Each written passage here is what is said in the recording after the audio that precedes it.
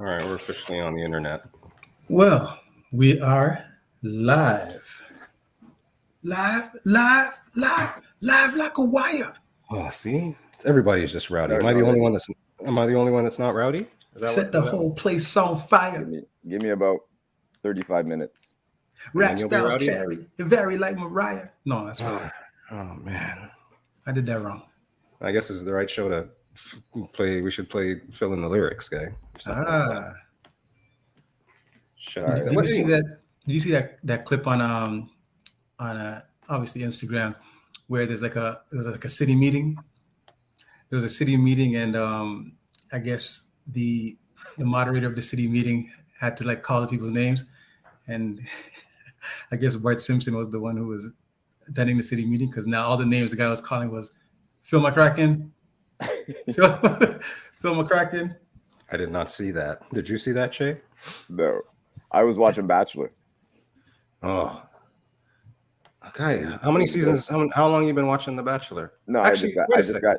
What the hell are you doing here, guy? Who's this guy? What's this guy doing here? Oh. Why are you here? Why the hell?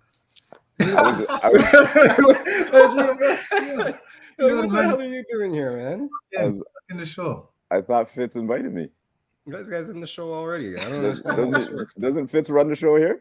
Fitz runs the show, guy. What the hell? Nobody ever is on the show early like this. Then don't ask me them questions. No. This is like a potato sack race, or this is like a not a potato sack race. The tie the leg together race.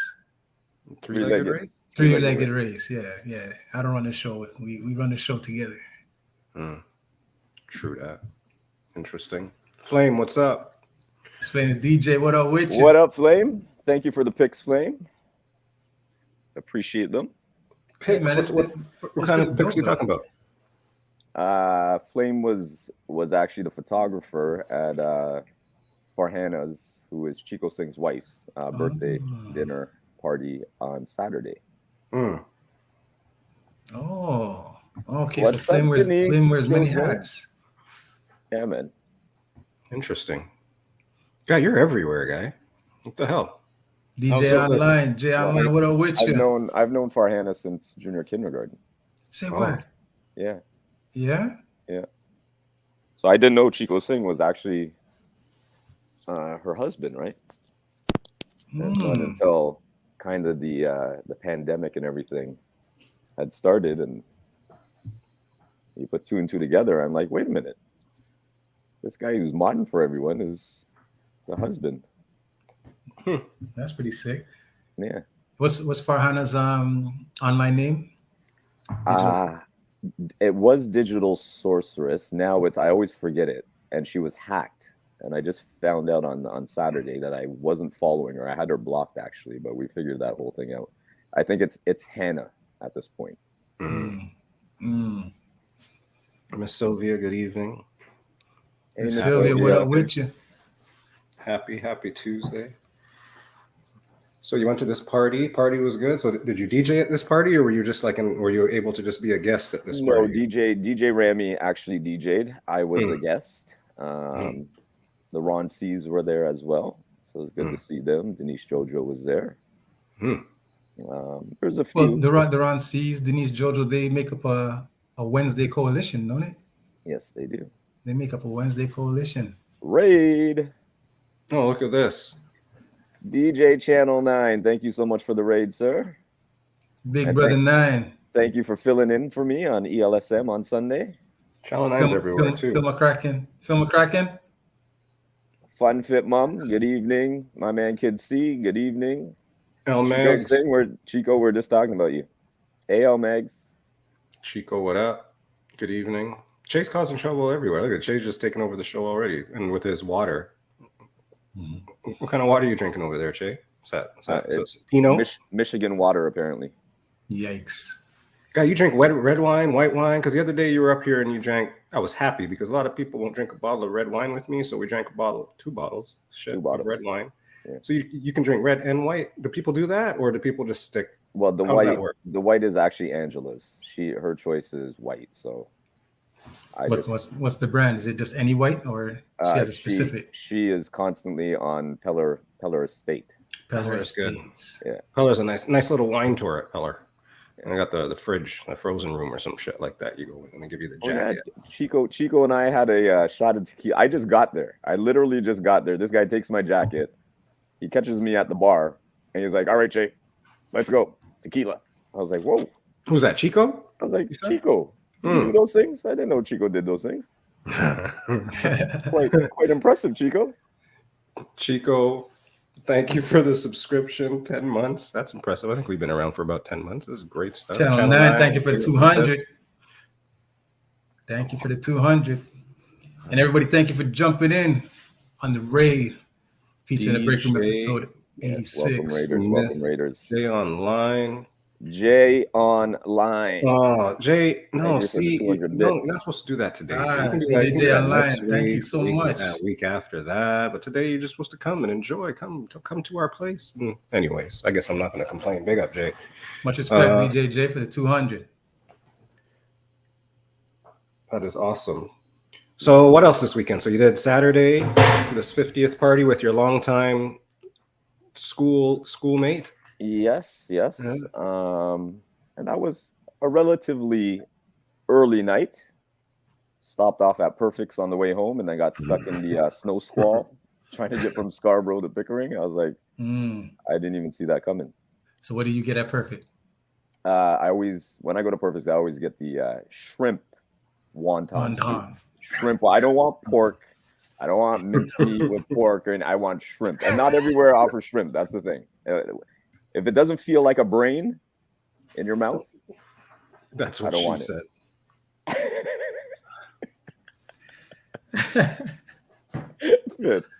Stop it, Fitz. Oh, anyway, that beef and broccoli, Chinese broccoli, not regular North American broccoli. And you know what? Jay just thinks he has to be different because he's got the Asian in him, guys. So he doesn't look like he's ordering something special. So it was beef and Chinese broccoli? Yeah. You ever eat Chinese broccoli? No, I definitely eat Chinese broccoli. I order that on its own. Even when I did eat meat, I would order it on its own. But I've never had beef and Chinese broccoli. I've always just had beef. Wait, do they chop it up small? No. It's still long stem. That's what she said. I'm getting ready, man. I know you guys are ready to be rowdy. I know you guys are ready to be rowdy, man. All good. It's all good. Channel 9 says it's broccolini. No, man, it's Chinese broccoli. It's Chinese broccoli, sir. It's not. It's the Chinese people say it's in China. It's just broccoli, but it's you didn't go to Eastside Mario's. You went to Perfect. China guy, get out of here, Miss Ron C. What up? Good evening. Yes, y'all. Thank you again. Thank you again for doing the pizza. What up, IQ Remix? All right, so where are we now? So we got to Perfect, and then you slept? I slept. And how long do you sleep? Everybody needs to know that. How long do you sleep for? I fell asleep on the couch from 1:30 till 5:30. That is an early night for you, guy. And then I woke up, and then I went and did my thing and got into bed at 5:36. And then woke up at 9 o'clock. Wait a minute. What do you mean you woke up? Who's that? You want to ask that? Yeah, you asked that. No. What? You woke up. You woke up and then you went and did your thing. And then you went back to bed. And then you went back to bed. Did you do your thing in bed? I was carrying a load of pistols, so.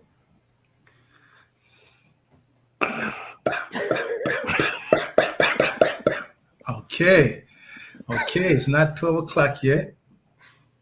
It's not even 9:45 yet. The show hasn't even started. I wasn't getting a good sleep on the couch, right? It was uncomfortable. So I got up, I went to the washroom, I did my thing, then I went into bed.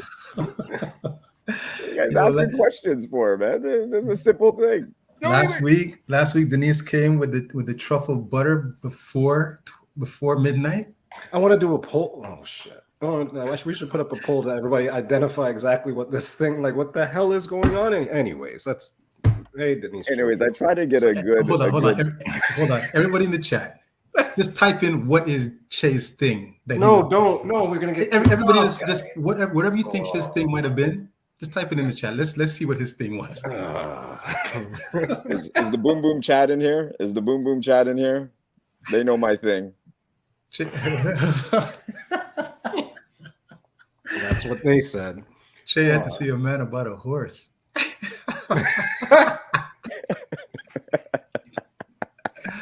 Wow.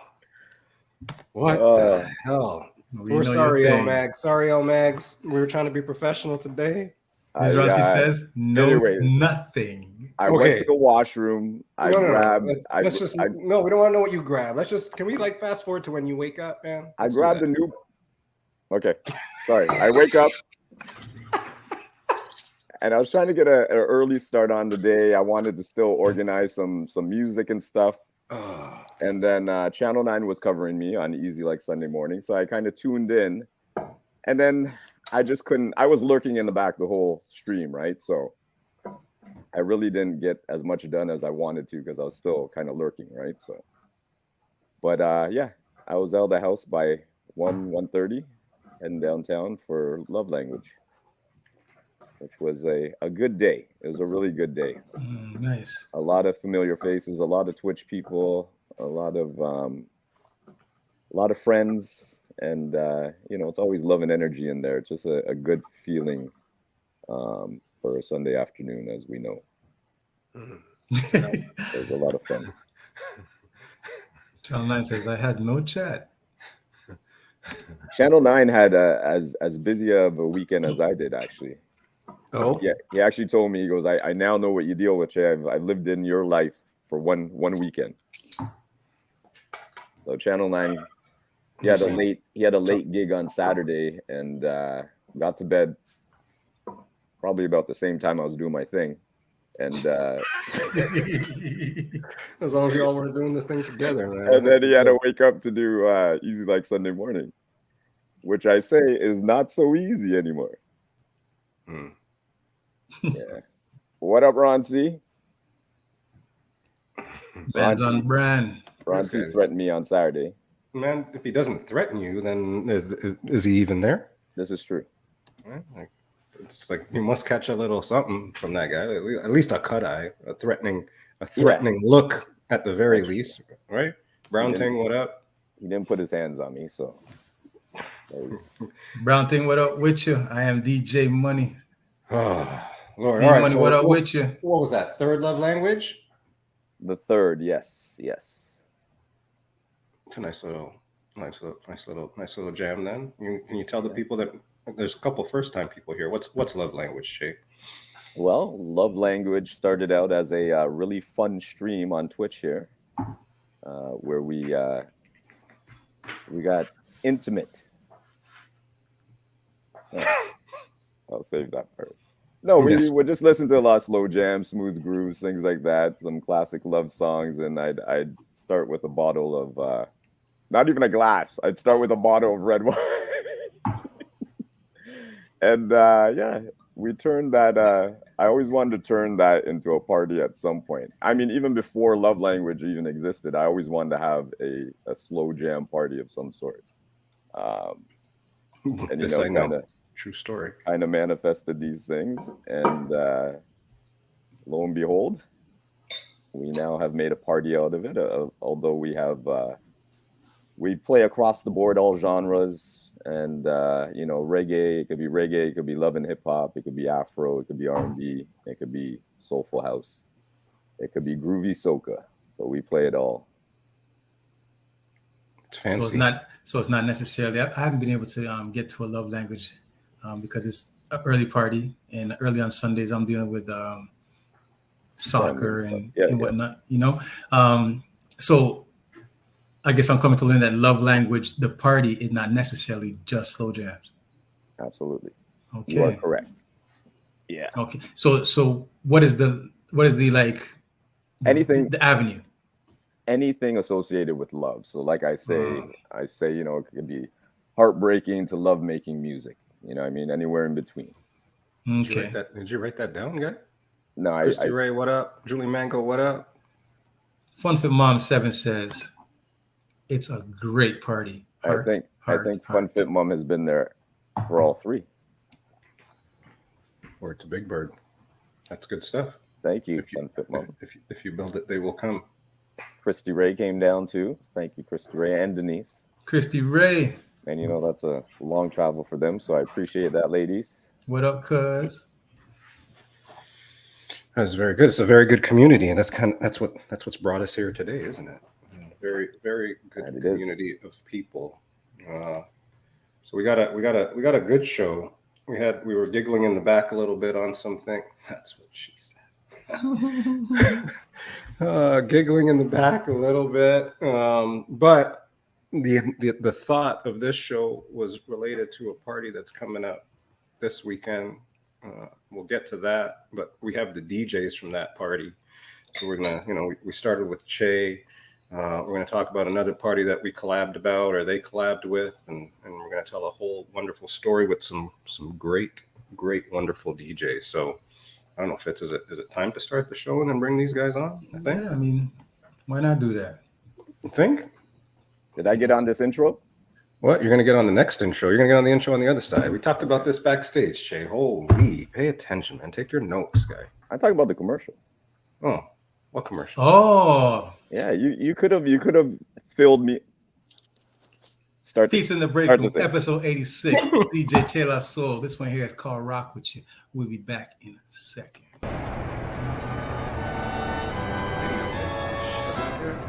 We here now. We here. Yeah. It's in the break room, y'all. Holla, holla, holla. Woo! Woo! Is it me that should have wrote it down?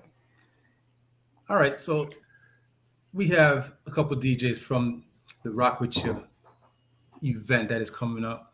DJ Chelasoul, we'd like for you to introduce our first guest. So, our first guest, real great guy. He is one half of two brothers, also known as the Two Bad Brothers, that you know so well. Two Bad Brothers that you know so well. They are absolutely, some of the finest DJs to come out of Toronto. Mixed in with their skill, their turntablism, and just their personalities. Like, they're some of the most humble guys I know. And if you ever heard them play, like, they definitely know how to command a room, each and every time they're out there, any room. I don't think there's been a time that I've been to any of their parties or, have been alongside them where they didn't have it bumping, you know what I mean? So it is an absolute pleasure to introduce our first guest of Sweet Touch Foundation, DJ Ricochet. Welcome in, sir. Hola. Hola, ¿cómo está? ¿Cómo está? I don't know. You know what's funny? I started following this Filipino thing on Instagram where they do like a whole bunch of different things, and they have like this couple in the, I guess one's not Filipino and the other is.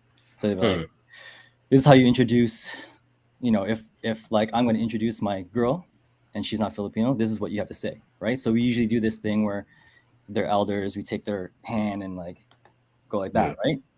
But then following, we would say something, but they would say like, okay, take their hand and say, "Putang ina mo." Right?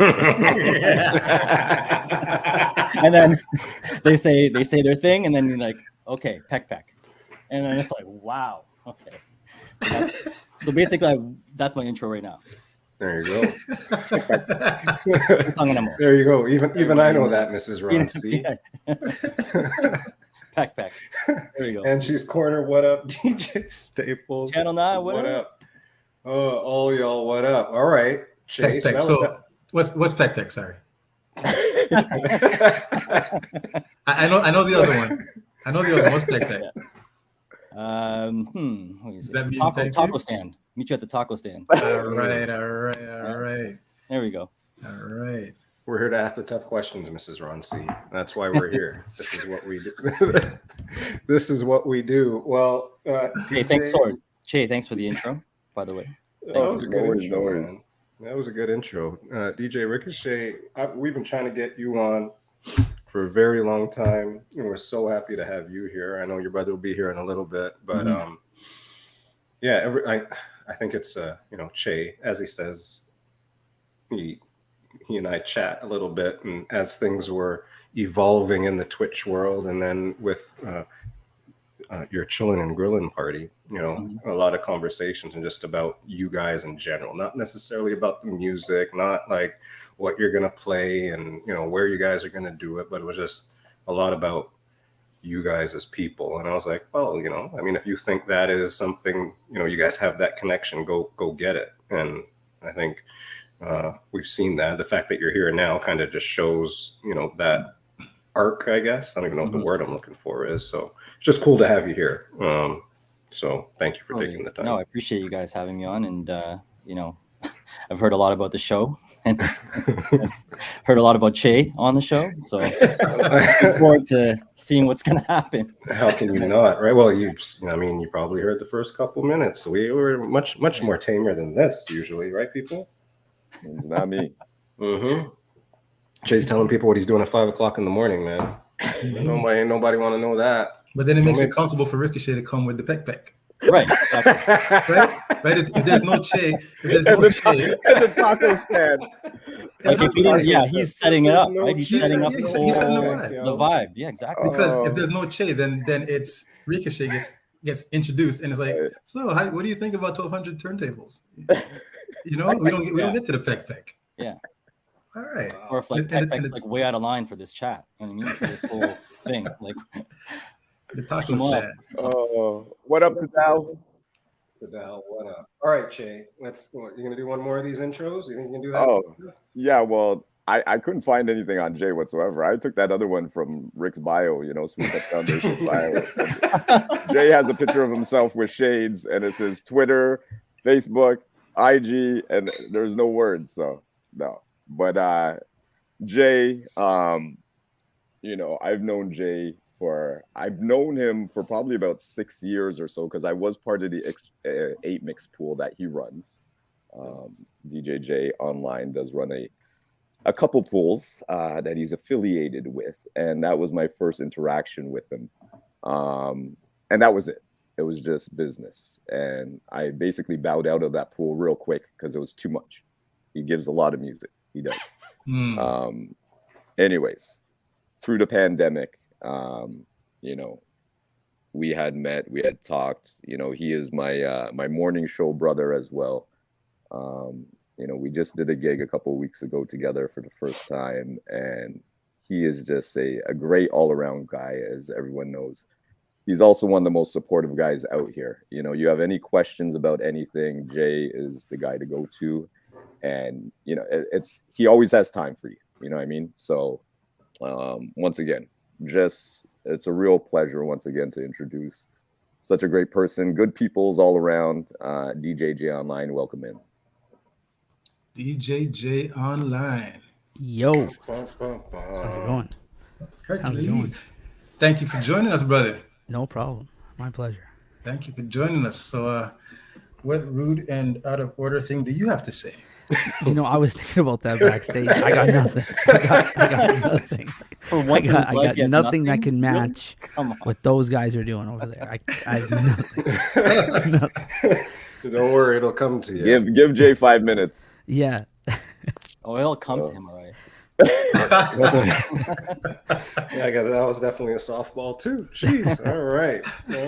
Welcome, what up, everybody. This is episode 86, everybody. That's a lot of episodes. Oh, not 69. No, that's great. Oh, that would have been even more interesting. That would have been fun. Who was on that episode? You know, Fitz? We got to go back and look, maybe. Yeah, Deems. Oh, you're good, man. You're good when you're like the Rain Man. Huh? I am the Rain Man. All right. Unfortunately. Cool. Oh boy. I can't blame it on my Rain Man madness. It's all right though. We'll get through it. All right. Breathe, everybody. Breathe. Come on. It's your fault, Che, man. Okay, look, I can't be on this show 3 times and it's not a serious thing. Is this only 3 times? Okay. This is like the 4th time. You know what I mean? Fair. Like, okay, we want to get serious? All right, Fair. hang on, everybody. Fair. That is absolutely fair. Hit him, Fitz. That is fair. If it's fair, you got to prove it. All right, No? djchelasoul. Thank you again for joining us. You guys suck, man. You guys suck. All right, I'm gonna ask a question. How All about right, that? go ahead. Let's do that. You guys are throwing a party this weekend. Rock Wit Cha. It's a remix party. You guys are the fine DJs. Who tell us how that came about? Who really gets the credit? Who's going to take the credit? Who made the first chat to say, "Yo, let's do this"? How did that come about? Rick. It's all Rick. At least with me, it's Rick. Yeah.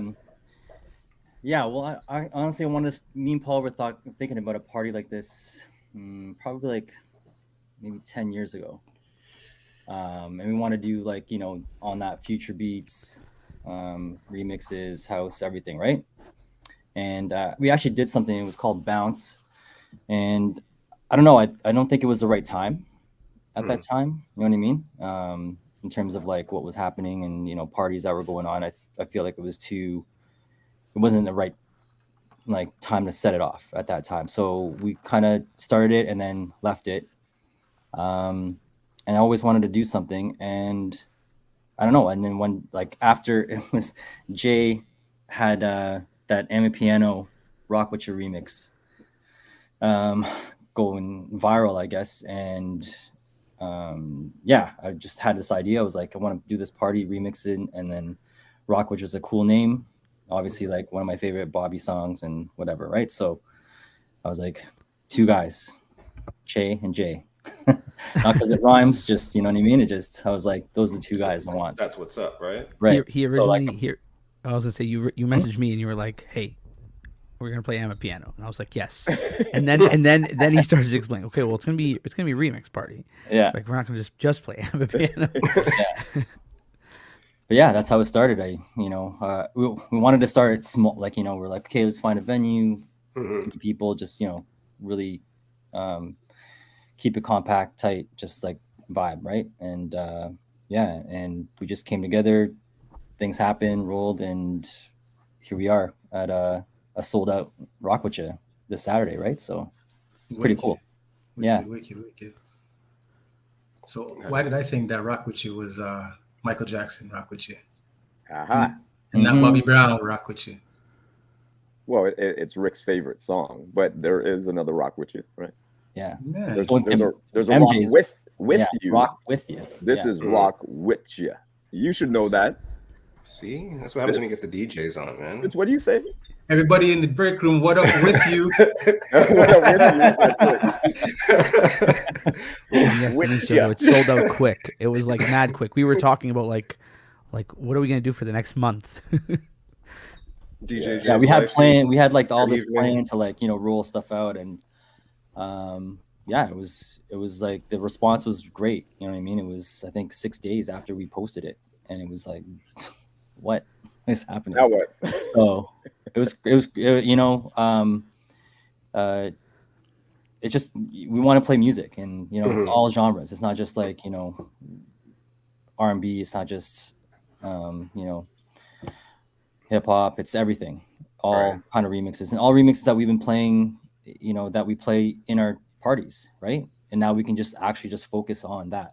Just that. And I love playing remixes in the parties, right? And sometimes it goes over people's heads, but like in this party, it's like this is what it's all about, right? So, and that's the thing. There's a lot of remixes. Well, for myself, I feel like there's a lot of stuff that I've never had the opportunity to really play, depending on the setting. Maybe you or both of you, Jay and Rick, more so yourself, because I'm a little bit new to this, but I have a library where I have stuff that I've never really touched outside of my own laptop or inside my own home. You understand what I mean? And it's kind of exciting to be able to now just drop these songs, right? So is there a little bit of nerve connected with that, knowing that what you usually play is something that you're familiar with, the rhythm of how to get into a track. Now you're saying there's a whole section that you've never touched. Is there something about touching that section live in an event that might have you have a little bit of butterflies? I can speak on that because I did a lot of work on my crates today for this party, and not to say butterflies, but like trying to like plan out, because some remixes are really dope, but like you don't want to kill the vibe of the party just because of like, right, the remix is dope, right? So like, Right. it's gonna come down to like, I think playing it at key times, because I think the vibe of a dope remix can go up or down. Like it, so I think that is where it's gonna be. At least for me, it's gonna be interesting. Yeah, but I mean that's just like with every, like when you play a party, right? It's like songs that you try to insert, like, oh, there's a dope song, but does it fit at that right time or the moment, right? No, for sure, yeah. For sure. So, but I've never I know what played you're like saying, like remixes, consecutive remixes, yeah, exactly. all night. Exactly.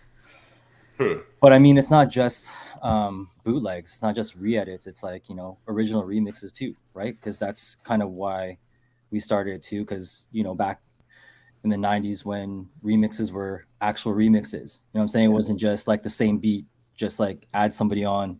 Yeah. No, it was like, you had a whole, rearrange the whole song. Right? Break that down for a non-DJ person when you say that. Like, what do you? So like I'm Going Down, like Mary J. Blige, I'm Going Down, the original. Yeah. Right. Yeah. Let's ask everybody in the chat. Everybody in the chat, you have a song that you like, but then you have that remix that sounds nothing like the song originally. Which song do you like? Type it in the chat. I already know mine. Ante Up, the remix, which is way better than original in my opinion. I had this conversation with someone maybe on Saturday, where he's like, he hated R&B. He never liked R&B. So, and this is like when he was younger, he never liked R&B. But then when Wu-Tang did the remix with Casey and JoJo, he's like, why did they do that? Mm-hmm. But now he's like, when he's in the party, he's like, yo, he doesn't love a song any more than that song. Yeah. And the remix is totally different than the original. Yeah. I got stacks like international, like, yo, when, it's just, you know what I mean? That's the vibe. You know what I mean? Like it took it to that next level of, it mixed like the R&B soft with like boom bap beats and, and the MCs that were hot in that era. Right. So it was just like something you would look forward to. And then, obviously like listening for it in like Ron G tapes or like Clue tapes, not for the mixing, but for the songs that are coming out. Yeah, right. You know what I mean? It was just like something about that. And then you just had to get your hands on it. So yeah, so Rock Wit Cha is like, it's like a combination of everything, from bootlegs to re-edits to flips to, original remixes. And so live blends. And blends. Yeah, and live blends, right? So it's that whole art of the remix, not just like playing it, doing it live as well, which is like a whole nother aspect of the art form. I feel like doing a blend live too, like not preparing it, just like kind of thinking it on the spot, that reaction that you get with yourself and the crowd gets it and you get it. It's like, wow, you pulled that off just now. You know what I mean? That impromptu kind of feeling. So, I mean, you can plan it ahead of time, but also it could, obviously they don't know that's going to happen, but to have that kind of surprise with yourself as well, to play that remix live and do it is another, reaction and energy that gets to the crowd. That's what I feel on that. That's wild. When you guys initially started DJing, was that a technique that you implemented into your repertoire, like live remixes or like live mixes on the go? Okay, I know, like, because I feel like Toronto DJs have a great knack for blending awesomely. Yeah, right. But like the full, like, like acapella over the instrumental, or running 3 different beats over the acapella before you pull out and go into another song. Is that something that you guys were into?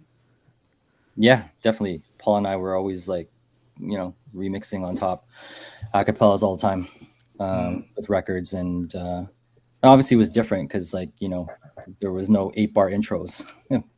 Like for people that don't understand, like 8-bar intro, there was no 8 mix back then. No, there was 8. But there was Top Secret. And there was Lethal Weapon. Yeah, exactly. But before that, you know what I'm saying? Yes. It was, it was like that was the whole thing. It was like, how do you plan it? Where do you mix it to get it, to sound good? And yeah, that was it. It was just practicing and knowing your records and knowing where to drop it. If you don't have doubles, if you don't, you know what I mean, you just like go right to from the instrumental, flip it, go right to the next song. You know all that would have mattered too back in the day. You had to have 2 records back in the day. Oh, wow, yeah, fun.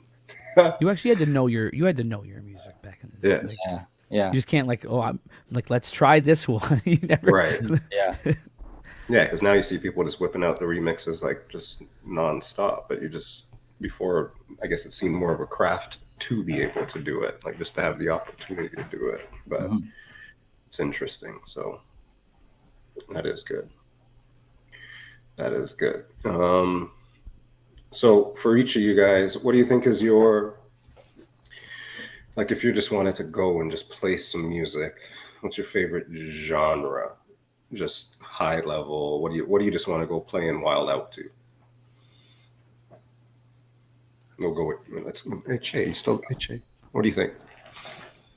What favorite genre or? Yeah, to play. Like if you're just wanted to play and you're at home by yourself and you just want to listen to some music. You know me, I'm always gonna be R&B. Okay. We'll go DJ J. Depends on my mood. But I've been super obsessed with amapiano, so like that's all I've kind of been listening to lately. So, but to be honest, what is amapiano? No, I know amapiano, but I just want you to kind of explain what would be the difference between amapiano and Afrobeats. I would say the main thing is the tempo, because usually Afrobeats are 120 plus. Amapiano sits in a range of like, I'd say the sweet spot of like 112 to 116. It's also called like low tempo African house, and they say low tempo because it's a tad lower than Afro house. And if I've listened to like some interviews, shout out to DJ Sarah B, who interviewed the major league DJs. Awesome. And they said that like a lot of DJs now are like speeding up amapiano, and they don't like that because like they don't want it to go to Afro. Like they don't want to, like, you know how like EDM kind of came in 2009, and then they don't want everyone to go to that sound. They want to keep it original. It is, right? So again, in the most purest form is low tempo Afro house is the easiest way to explain it. Okay, and Ricochet?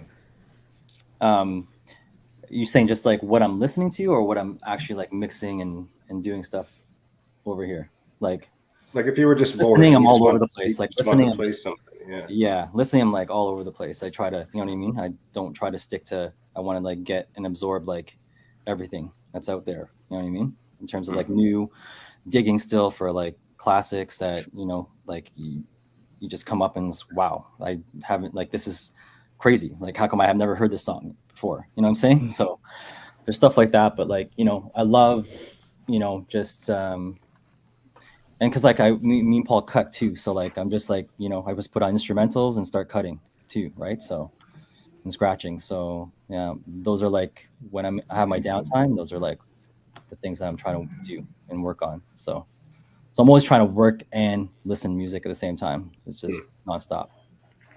Yeah. And then listening to my kids, like kids bop radio in the car. Like how many songs I did not know they were like actual songs. You know what I mean? Because like I'm like, whoa, that's a kids bop song, or that's an actual song? Oh, for real, right? Yeah. It's like, so yeah, I get confused sometimes. I'm like in the club, I'm playing like, oh, wait a second. What song is that? What song is that again? Oh no, it's a kids pop song. I can't play that. Everybody's doing the dance. You got to play it, man. Everybody got kids. Yeah. You get a reaction. Yeah. Rick, I was going to ask how long do you practice scratching for on a daily basis? Oh, it's like gone way down now, but like usually try to get like an hour to 2 hours at least. A day. But back in like when we were like in, it was like crazy, just nonstop. It was just, you know, eating it up. But obviously, you know, it slows down. You have 3 kids, and you know, try to like sort, like now you're sorting music all the time. It's like, you know, the time is not readily available. You know, So not making excuses. I'm just saying, that's what it is, right? So it's like anything. You can't have those expectations if you know you're not putting the work in. You know what I mean? That's why I relate all that stuff. That's why when I play golf and I relate it to golf, everything, I'm like, I can't come out here and expect, you know, to shoot what I want to shoot if I'm not putting that work in. It's like you can't have that expectation and be mad at yourself at the same time. You just have to go with that flow and you know, just like be mindful that that's the position you're in, and then, you know, do your best. That's all you can do, right? So yeah. I laugh because that reminds me of me in the gym today.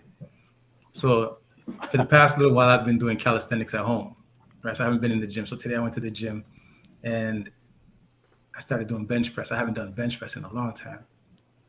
And I got up to like 35 pounds on each side. And I was struggling. And all I could think about was what I used to be able to do. So when you saying right now you can't have those expectations if you're not putting into practice regularly, I'm like, okay. And then I had to like calm myself down and say, all right, buddy, like you're not here every day. You can't do 180 pounds. Yeah, I know. You know? Yeah. But those things happen for a reason. Like those, you know, those moments where you have to go back and you know, be mindful of that. It's like, you know, you have to look at where you were at that time and where you are now. It's like you can't compare that. Like you're always in the present, no matter what. You know what I mean? You just have to roll with that, and yeah, can't be mad at it.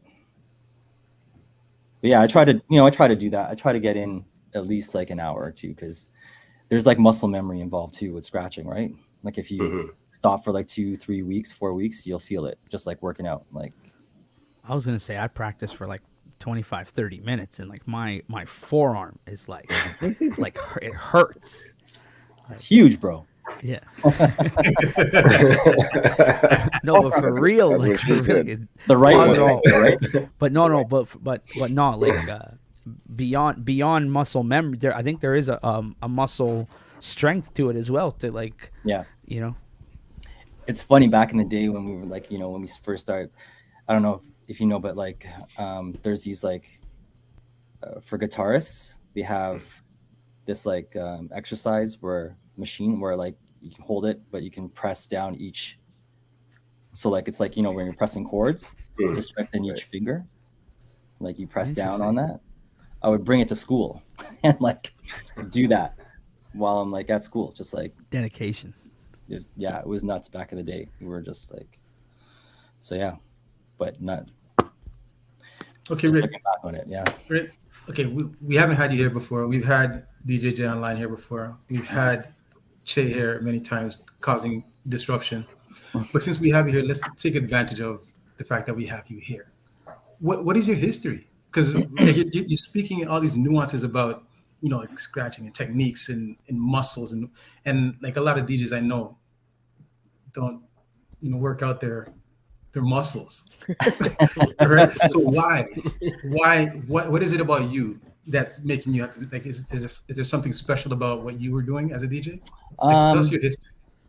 No, well, I guess you know, Paul and I started 90, like we started, you know, getting into like 94, 95 ish, and we've always had a love for like records and music, because my uncle, he used to live in our basement. He had like a crazy record collection.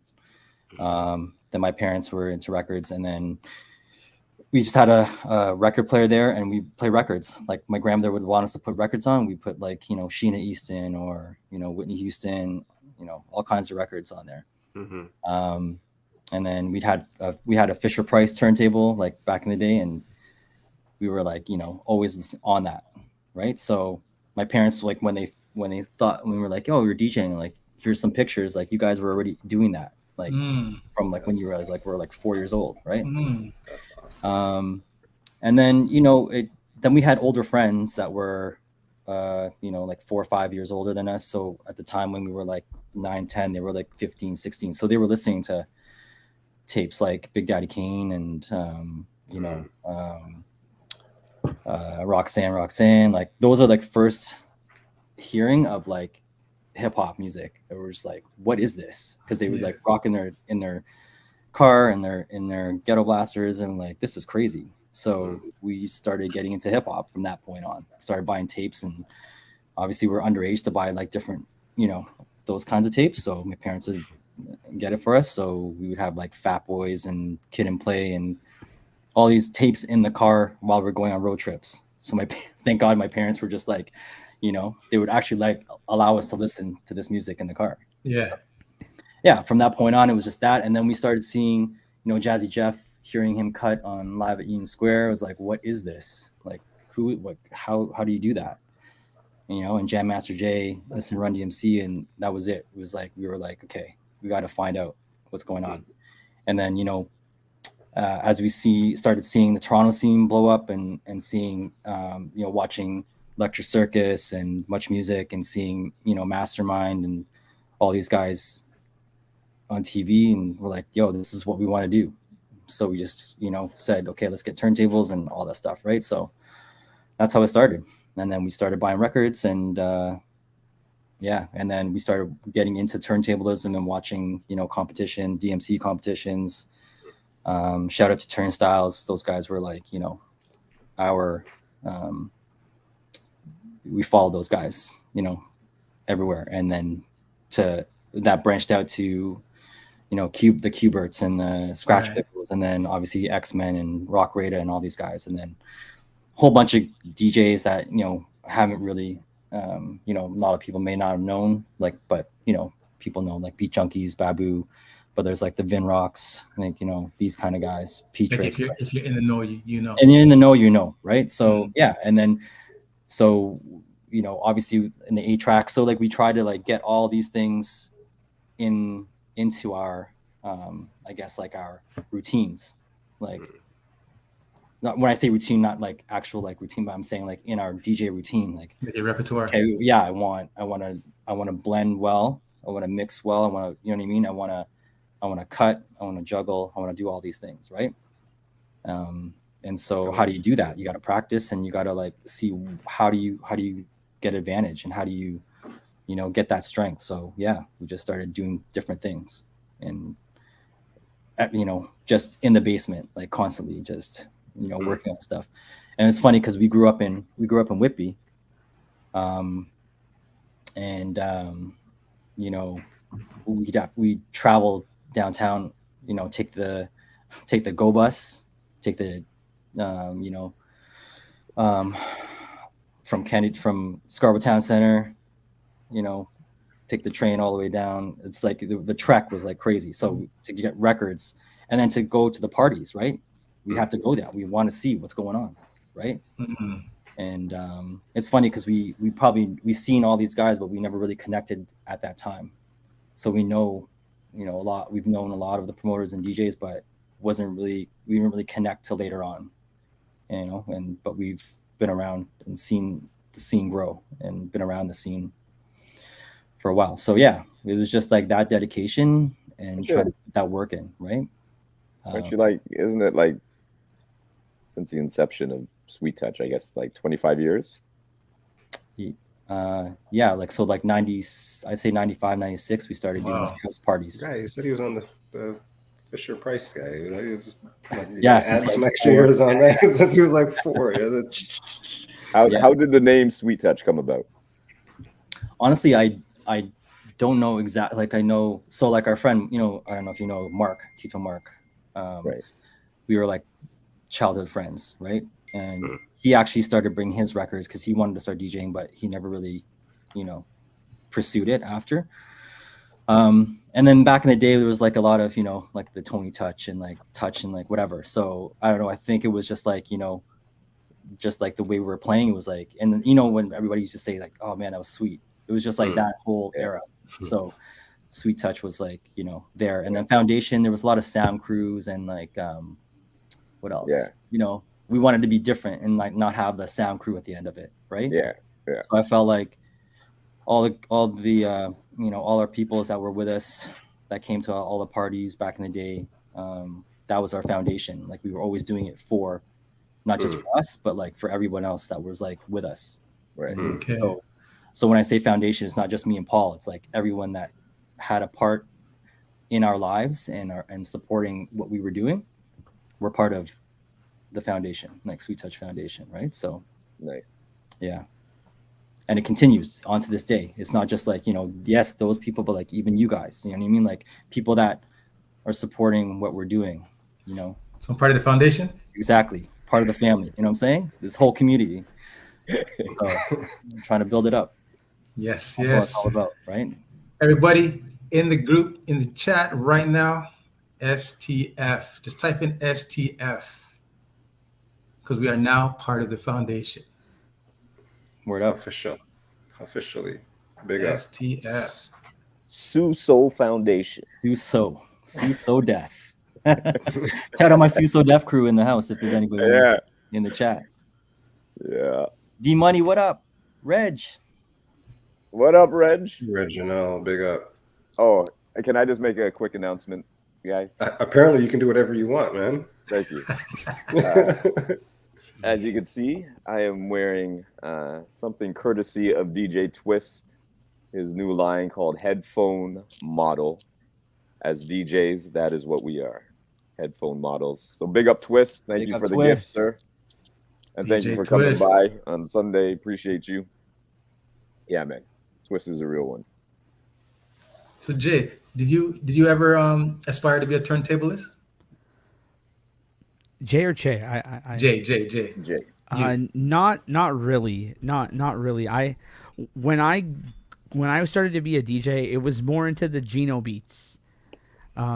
So I learned about that a lot later, which kind of puts me behind the 8 ball. But I've been practicing. I'm always practicing different stuff. So, but I'm not good at like naming scratch. Like for me, the hardest thing is like breaking down the scratch. Like for me to learn the chirp scratch like took forever because it's backwards. Wait, there's names for scratches. Yeah, there's a lot of names. And then it gets even more interesting when you try. Like you just can't do one. You have to like combo them. Yeah. But some of them, the way. Again, if you're not familiar with scratching, it's all about hand movements. But like if one scratch ends with your hand movement here, but the next scratch starts with your hand movement here, you got to figure out ways to combine the two. And I think Rick and Paul are masters at the combination of changing the rhythm of what they're doing and understanding on a music scale and timing, where I like to take starting from scratches I'm a rhythm scratcher. Wiki. You're better than that though, Jay. I'm a wiki. But like for me, it's hard to break them down. Like. Well, it's just interesting to hear you guys talk about it like this because now, as you guys are speaking about it like this, I'm like, all right. So to me, that's like a crossover with a little this and a little, like it's just your craft and the way that you do things. And just to hear you guys talk about it's pretty cool. That's all. I'm just trying to, because as you're saying, there's different scratches. I'm like, what do you mean, man? Like, I'm not even doing it justice. Like Rick is mad at me right now because I'm not doing it justice. Rick is like, I can't believe he's not even talking about it now. Who's ever been mad at Jay? Who's that guy that's been mad at Jay? No, it's like playing an instrument. You know what I'm saying? It really is. Instrument. There's like rhythm, like there's different counts that you come on, different counts that you scratch. I was even going to say, even the pressure, even the pressure you use on the record.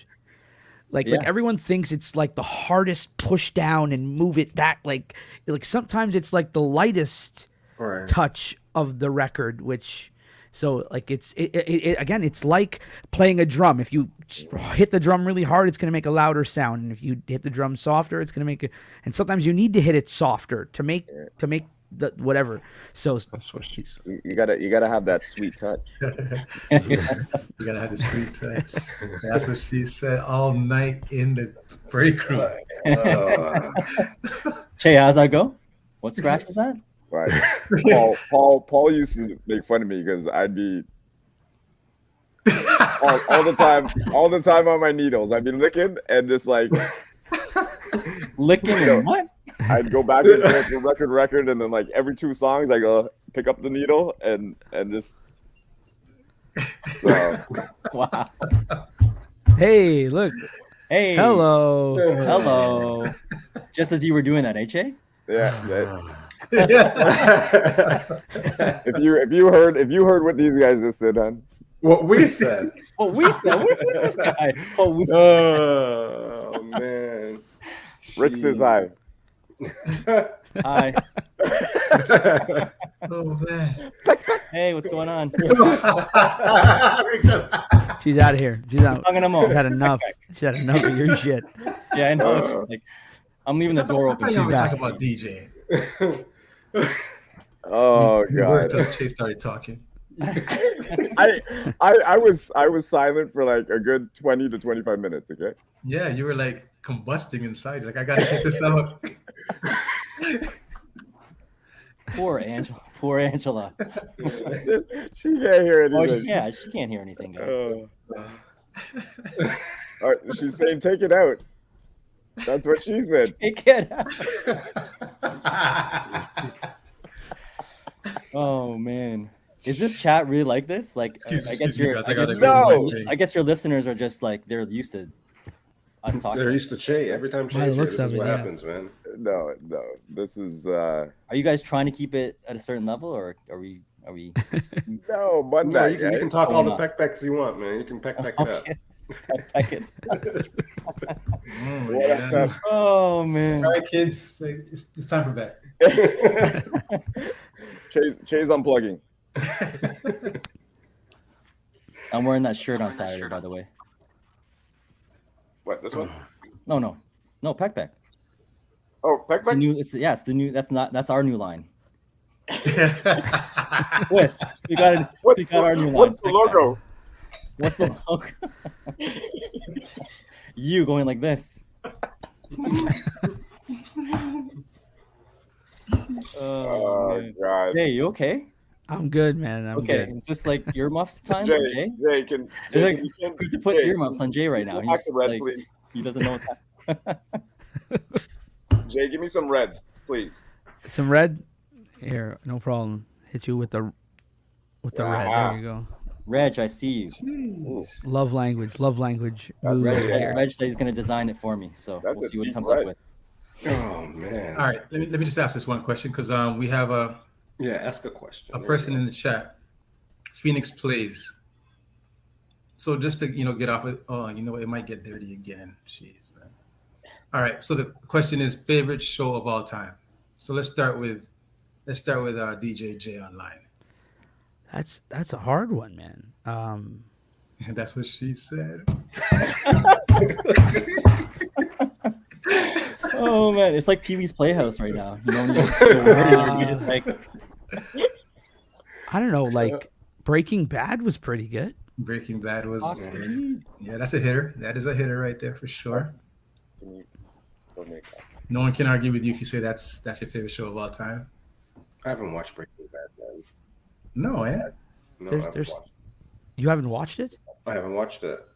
Jay, bro, excuse me? No, it's good, man. It's really good. He's like, I'm out of here. I'm just like out of here. I think also what's really good about Breaking Bad is Bryan Cranston. Because that's the first time we've seen him as something other than Malcolm's dad.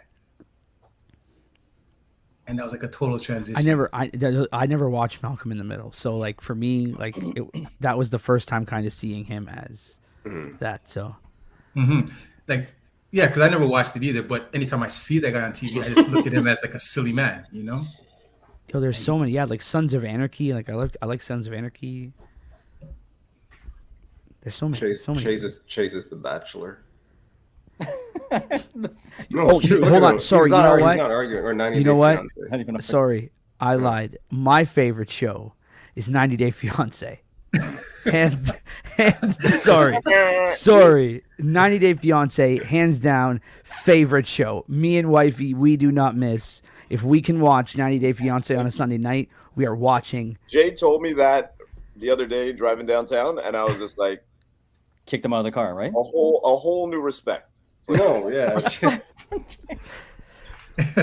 me and wifey, we watch 90 Day Fiance. You need to open your minds a little bit, like don't stereotype and don't prejudge. I just posted about that less judgment, more compassion. So what is it about these shows? What is it about shows like for me?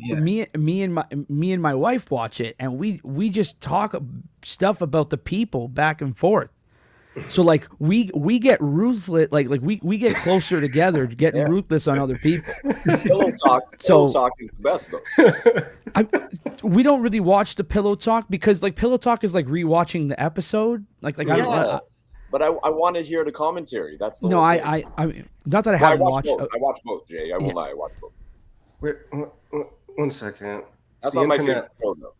Hang on. The internet told me that Jay. Was your anniversary recently? Yes, it was. Is that right? Yes, it was. How many of those have you had?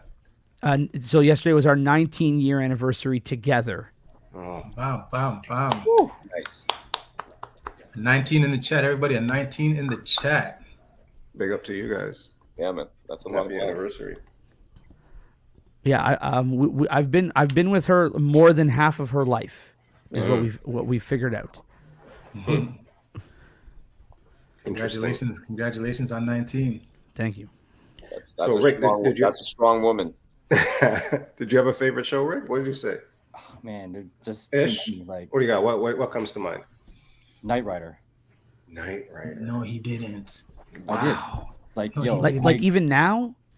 He came in here to be a provocateur. That's what he came here today to do. Be a provocateur. Hold on. When was the last time you watched Knight Rider though? Still but like you watched the show, you still watching Breaking Bad? I watched Breaking Bad not too long ago. I rewatch shows I like. This would be your favorite. I'm just saying, when would you watch it? You can't say 97. Okay, it can't be your favorite show if it was 97.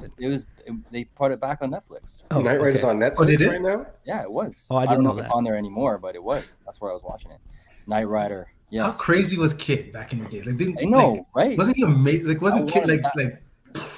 Yeah, seriously. And Kid was real. And then they had the episodes after where they destroyed it, and then he came back, and it was like super pursuit mode. And when you that was okay.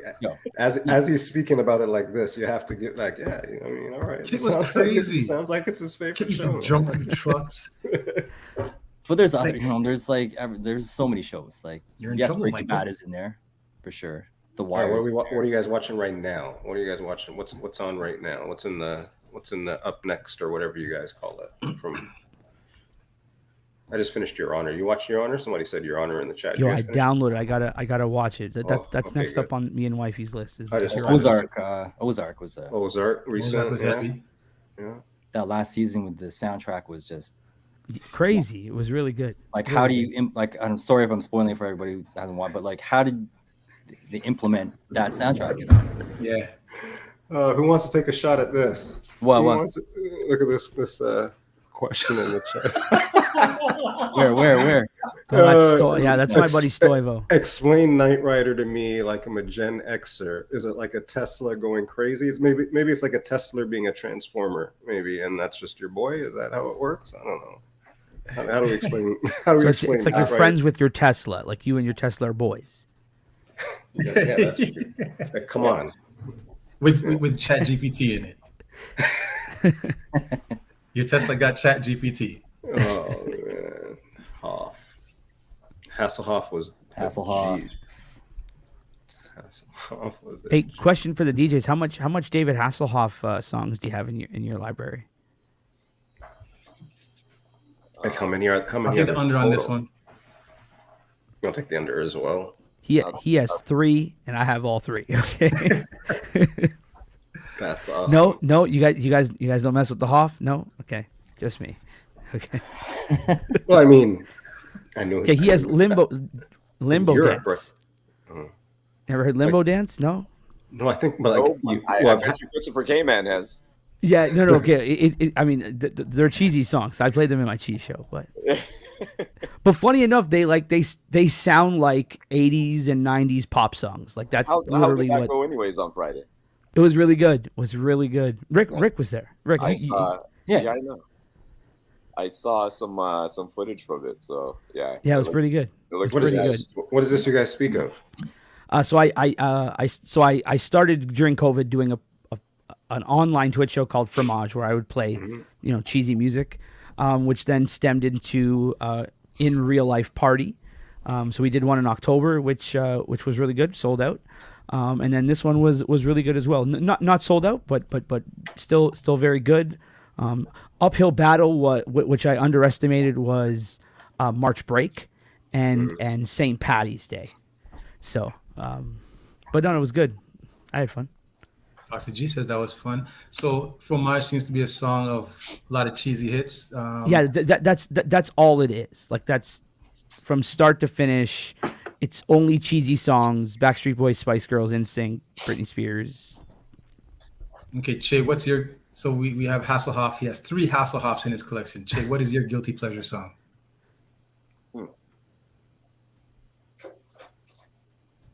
I think he told us about what he was doing at 5 o'clock in the morning was his guilty pleasure guy, but It'll come to me. I can't. When you ask questions like that right off the bat, I don't know, but I do have a few in the crate for sure. But this is what happens. Okay, I'm speaking directly to Bennett and Fitz.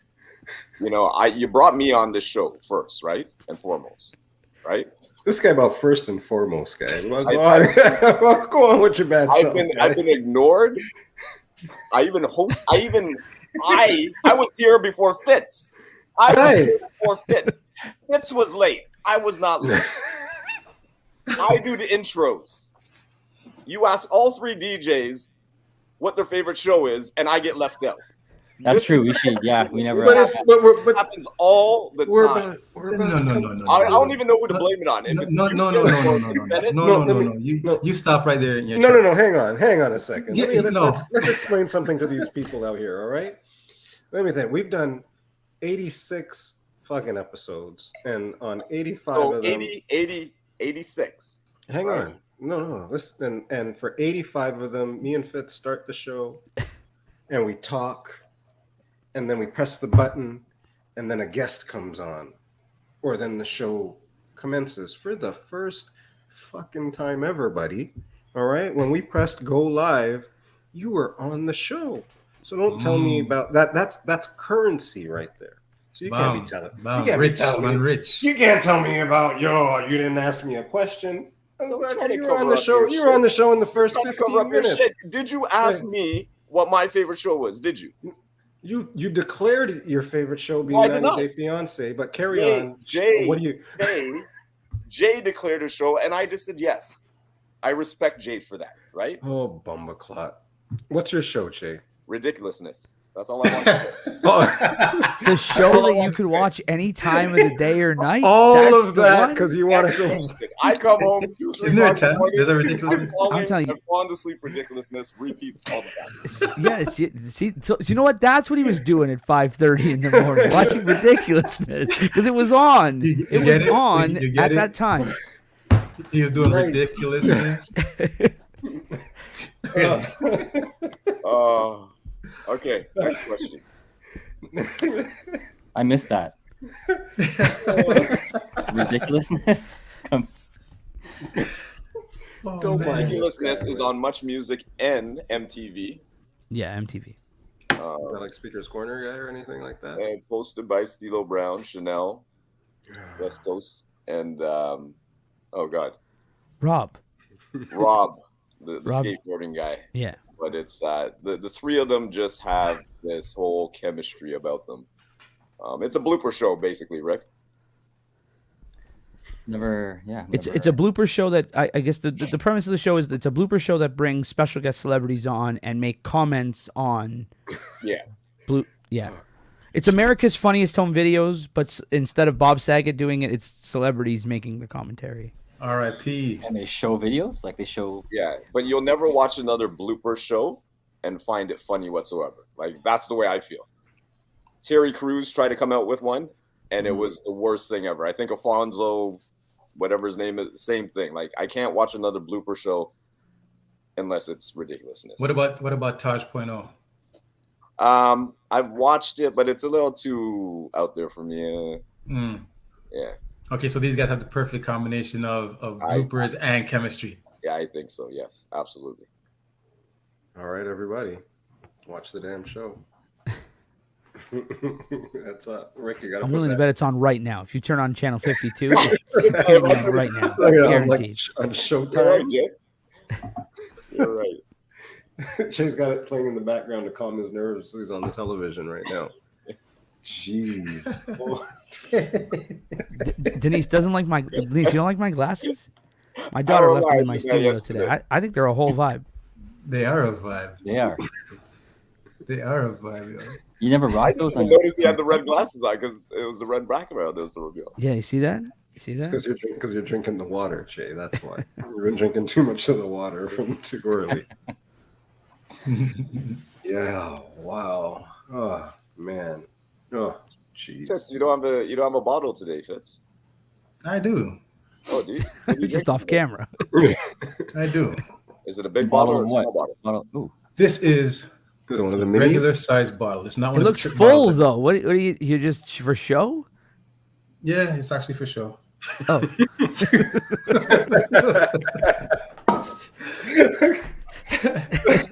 As long as you didn't spill it, I mean that's good stuff. There you go. Like I hope you didn't throw the cork away. You're gonna have to put the cork back in that thing. No, Denise said I can't keep a bottle of wine longer than a day. She said, if you don't finish it, you got to throw it away. That's what Denise Jojo said to me. That's not true, Denise. Don't tell that to my dad. He never does that. 2-3 days max. 2-3 days max? Yeah. And then it gets a little vinegary. What you do is you put your hand on top of the top of it like this, and you shake it up. Gets rid of the fermentation. Is that true? That's what she said. Sticks to the top of your hand.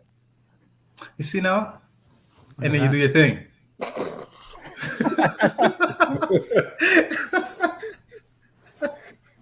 Wild. What's wrong with you people, man?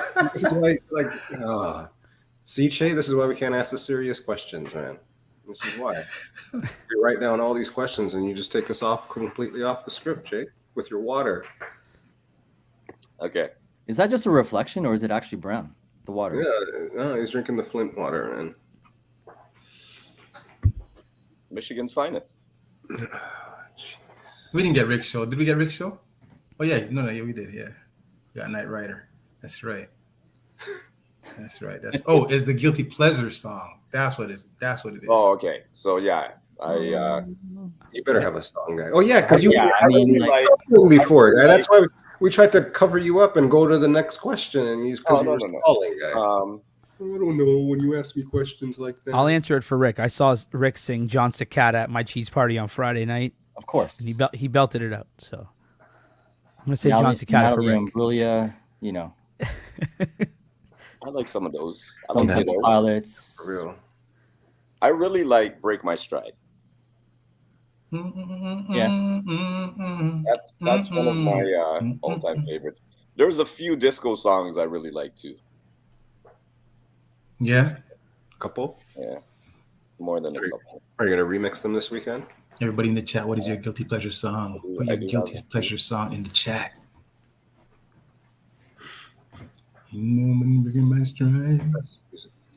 Roller skating Che, for real. Hum King. That's aggressive. Is that aggressive? Sounds aggressive, man. No, he was like the king of the hum. Yeah, I was on Boom Boom chat room and they made me hum. It was Che. Che made me hum a couple songs. Pause. For a couple songs? Explain that real quick.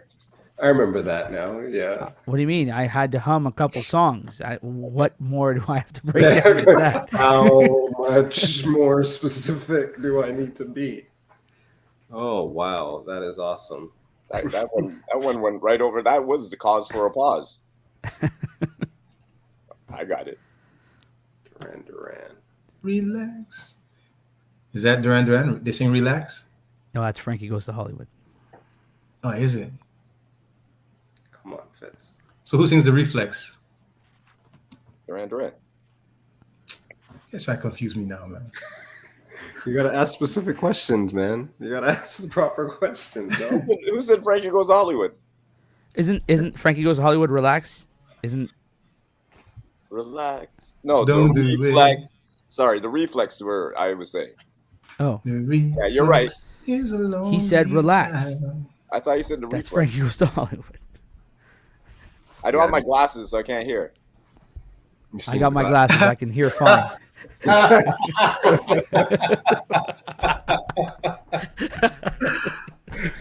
I'm getting to that age, guys. I'm getting to that age.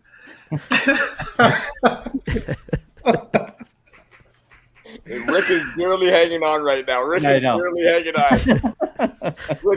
Rick's hoping his internet goes down at any second now. Honestly, I'm all in. I'm all in on this. Rick is texting Paul on the side, like, "Hurry up and get in." Get in. Oh man! Or he's saying the opposite. He's like, "Don't do it. Don't fucking do it." He's like, "Don't do it. Don't do it." Come on, you already know me, guys. But yo, the remix party this Saturday. I think we have a couple tickets at the door still, right, guys? Or are we still doing it? Tell the people about it. We're still a couple. If all they've heard so anyone that has scratching, not bought tickets, like you can still come early, obviously. Okay, what I heard was there was a handful. There's a handful. But that doesn't mean you can't come early and still be part of this party. Friday, Saturday, or Sunday? Shay's also got a $60 ticket available. He has one $60 ticket available. Ricky said what? He said Saturday. Saturday? Yeah. This Saturday. 25th, yeah. And location? Plug the show. Libertine. We've never. This is the first time we've played at this venue. So yeah, looking forward to it. Yeah, they're stoked over there to have us over there and have this party going. The Libertine. And we're going to be upgrading the sound system. We're bringing the sound system, big sound. So if you're coming, it's going to be a proper sound. Yeah. Yes. Oh, show. I feel like the Libertine looks a little like Jay's background there. It's true. Oh, okay. I mean, I like to say it's a very open concept venue, right? Like pretty much what bar on one side, bottle service on the other, dance floor in the middle. The DJ podium is pretty cool. Yeah, and it has like a booth in the back, right? Yeah. So like, people can while out in the back as well. Of the DJ booth. Of the DJ booth, yeah. Okay. Which is cool. Just don't stand right beside the DJ. Okay. Can I request songs from the DJ? Can I put some Not that night. Not that night. Not that night. Rick's wearing that shirt too, underneath the Peck shirt. Not that night. Not that night. Yeah, Peck. Not that night. No request. No request. All right. So, Che, you talked about you're trying to reference and trying to feel all good about your introductions earlier. If you're ready, we have one more introduction. We have somebody in the background, and we're going to bring them on the show. Are you ready for this, Che? Best looking. I'm ready for this. All right. Well, You have to introduce them like how Rick says the introductions are done. Oh. Ready? All right. Next up, we have Who's that guy? you didn't even let me introduce him. Sorry. Somebody press the button, man. Take me out. Take me out. Obviously, you didn't let them there. I was about to switch it up, but Rick. Everyone knows that Rick is the elder of the two brothers, right? Oh, I didn't know. Rick. Learning things. Didn't you know? I thought they were buddies. Buddies. What? They do say Who are Paul buddies? is the better looking of the two bad brothers. So let's welcome in the second half of Sweet Touch Foundation's very own DJ Thera-P. Applause in the chat, everybody. Applause is in the chat. What is it? All right. Hold on. I got to give Peck. my intro is good evening, ladies and genitals.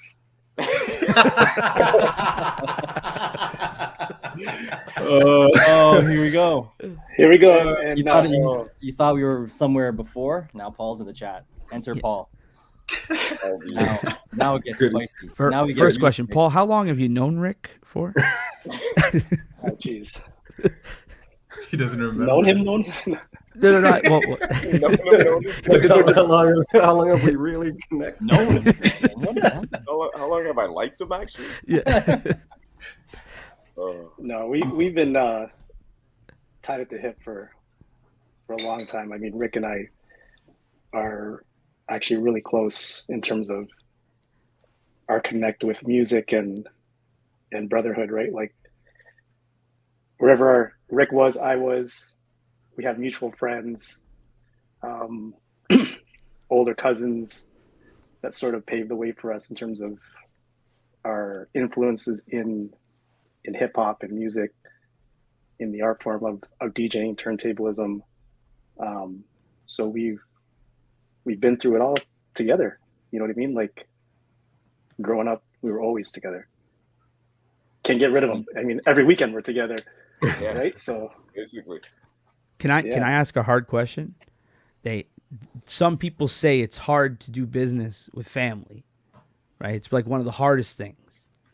Has it been hard with you guys? It's never been about the money. It really hasn't, to be honest. Like it's something that we've always loved doing. You know, when we started, unlike other professional DJs, we don't do this, you know, as our living to feed our kids, right? Like we have our 9-to-5s. We do this for the love of DJing, right? For music, for being in a community that, you know, is a great community like you guys, right? So it's never really interfered with our relationship, right? So yeah, to answer your question, it's never been a thing. Well, we take it serious, like, you know, yes, it's not like, you know, the bread and butter, but the aspect of taking it as serious as that, you know what I mean? That's where it is. You know what I mean? Like if you compare like whatever our passion for it, it's not, just because it's not our grind to do that. No, but I can't, I don't know, I can't, you know, do something without having that 100% in it. Even the, like, you know, the time that's limited or whatever we have to do, we're always trying to find the time. Like if we did like a YouTube 24 hours in the life of, you'd be like, where do you know what I mean? It's like, we try to fit it in where we can't, like we have to, you know what I'm saying? It's our life too. It's not just like, you know, something that it's just like our side thing. No, it's just like legit, you know what I'm saying? Like we take it seriously, you know? Yeah. And I'm not going to discredit the business aspect of it. Like we're not going to go into a party talking to them or like, oh yeah, throw us $100, we'll do it. Yeah. No, there's none of that. There's no undercutting. There's no, you know what I'm saying? It's like you still have to keep it professional at the end of the day. Yeah. Right. And it's just like any other job. Like people can have 5-6 different lines of business, right? Income, right? And you take each one seriously, right? So it's just the same thing. We take it just as serious as anything else. So yeah, man. But yeah, we've been doing this together for a long time. Obviously, like, you know, growing up and brothers, there's a lot, you know, we fight, we argue. You know what I'm saying? Like, so let me ask you creative differences. I pile drive this guy into the ground. Like literally got him with a pile driver. And only because I farted in his face. Dude, what would you do? What would you do if your brother farted in your face in a pile driver position? For sure. I went down. Like I was like, boom. Pile driver for sure. Why do you think Rick is constantly posting himself in the gym? He's telling Paul. He's communicating with Paul. I'm coming. Just letting you know. Let's go, bro. It's Thursday. No, but to be honest, like one time we were actually fighting, and then you know, I went to my room, I closed the door, and Paul punched the door, like the whole, and my parents didn't even replace the door. We kept it as like this is a sign, Rick. Reminder, yeah, a reminder. That hole in that door. You little peck-pecks.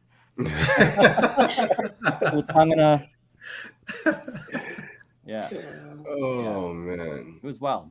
It was, it was just like, yeah. And then DJing really brought us together. But yeah, there was, growing up, it was typical. Was there anything in the DJing that made you guys like fight or separate? For instance, you guys are turntablists. Was there any, say for instance, like a skill set that you guys are practicing and one guy got it and the other one couldn't get it? And call it creative differences. Yeah, definitely. Paul has cuts that I wish I had. You know what I mean? But that's just, it's cool because that's our thing. It's like, we don't have the exact same style, you know?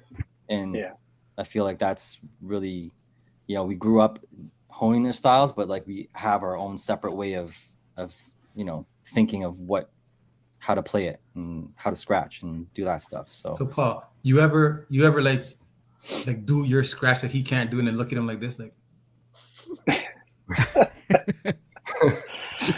No, because you know what, he's got 2-3 that he'll come back with that I can't do. Okay. And the thing is, what I love about Rick is he can do those scratches in a party on command, no warm up, like he'll bust it like whenever. I need give me 30 minutes to scratch it out, warm it up. Okay. Fingers aren't loose, but Rick can Paul, remember the guitar thing? Remember the guitar? Oh yeah. Paul is naturally bigger than Rick. So Paul okay, never Rick, please stop. That's like, oh yeah, Rick. Oh yeah, Rick. That thing. Che has this move, right? You have to lick it first. You lick it first? Oh, yeah, lick it first, and then yeah. He's always thinking ahead, Che, eh? Wow. Always thinking of others before. He's a giver. He's a giver. He's a giver. Definitely a giver. That's the love language. That's the love language. Is that what you do on Sundays? Man, you give them out for free? He licks every single person that walks in the venue. That's the password to get in. It's a speakeasy. Speakeasy. Scratches on the decks, Che's in the back, giving the love language. Scratches like, why are you guys licking your fingers all the time? What's going on back there? Oh man! I shit you not.